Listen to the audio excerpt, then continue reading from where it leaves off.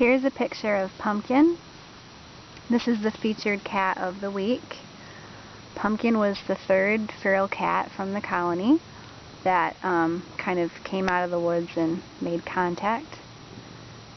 And she's friendly and you can pet her and everything, but she's a little bit aloof.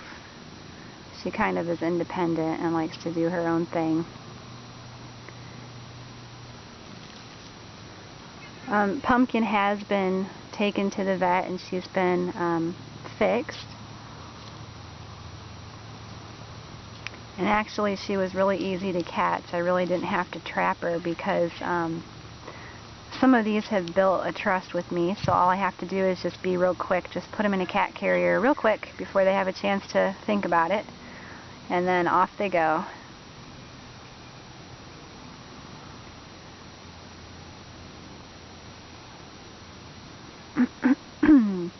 She's about a year old. The vet had guessed her to be about a year old.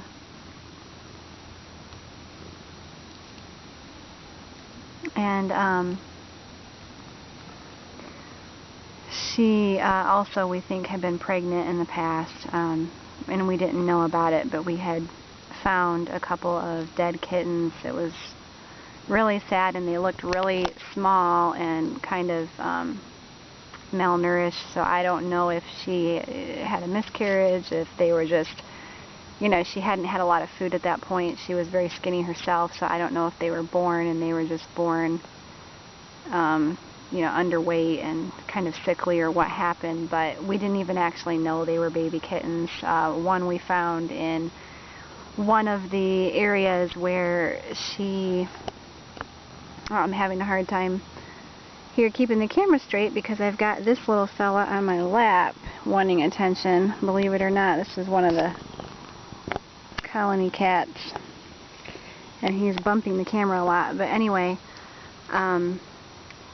we didn't know that they were little kittens, and if I look back on pictures now that I took of her in the beginning, I can see where it does look like she had a pregnant belly, but she was so skinny when she came to us that it was really hard to tell. Like, I didn't even know she was pregnant. And then we took her in to get her fixed, but by then, that was after we had found these two kittens, and I just put two and two together and think that they had to have been hers, because we had this one little shelter up by the house that it was the shelter that she would always sleep in, and we found one of them, like, this was probably a couple of weeks after the fact, but we found one of them in there, and then there was another one that somebody else found. It wasn't me, so I didn't see it, thank goodness, but I guess it had been kind of skinned, and I don't know what got to it, if it was other cats in the colony or, you know, if it was a wild animal around here or something, but unfortunately that's what happened. This is, I don't mean to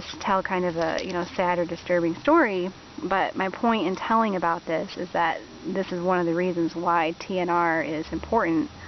TNR meaning that if you're not going to adopt a cat, and a lot of ferals really aren't easily adopted anyway in the beginning, you would want to trap and then get them neutered and then return them to the colony, and that's the best way to deal with the population, the bad behaviors, you know, malnourished kittens being born, or kittens being born dead like that, or unwanted, you know, kittens, more population, where it can, you know, end up being a huge colony because you're not getting any of them fixed, and a lot of people don't want to mess with it. I know, like, in our neighborhood, people don't want to pay to have this done. They don't want to mess with it, but if you are just apathetic about it and don't do anything, you can end up with like 60 cats running around. So there is a good reason to do it, and it's a lot more humane than the alternative of these kittens that might not survive, or, you know, them getting euthanized or killed, or having an animal shelter or animal control come along and get them. Now in our area, we don't have a kill shelter, thankfully. It's a no-kill shelter.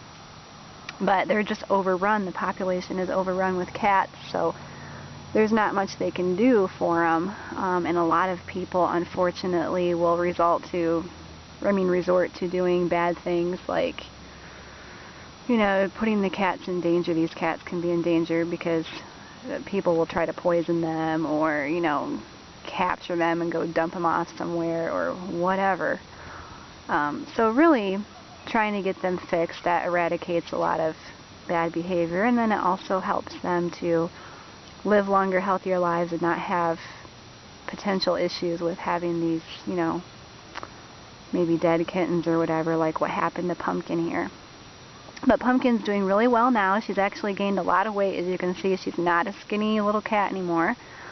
Before she was really thin, and she's very healthy now and seems to be doing pretty well, and she's just going to continue to live outdoors. We do have a shelter set up for winter. We would like to have her be adopted. I mean, she is socialized enough that she probably could be, although I do think she's not a real cuddler. She'd probably be a little more aloof, one of those cats that just kind of comes around once in a while, but not a real lap cat, I wouldn't think. But we just haven't found anybody that wants to take her in, and I'm not able to because I've already adopted Fluffy and her 2 little kittens. So she's just going to have food and water and shelter and just live outdoors. But she's a really pretty calico, as you can see. She has these green eyes that are outlined with like a black eyeliner. Oh, here comes, uh-oh. Ah. Well, here comes another colony cat. This is Socks, and they were getting into a little tiff, I guess, but that happens. No big deal. She's just ran over here now.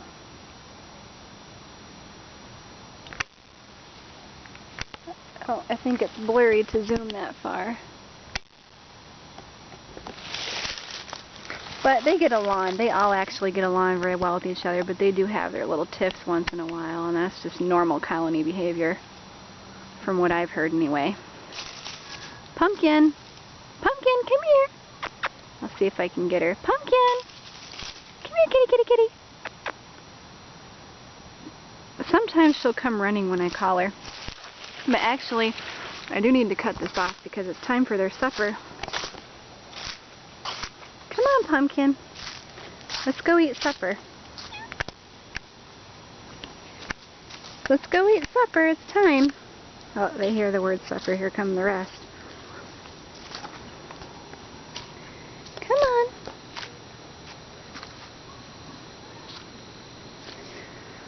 There's only a few out here right now because we've gotten some adopted.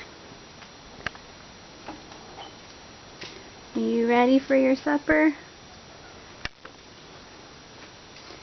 She's waiting at the back door for her supper.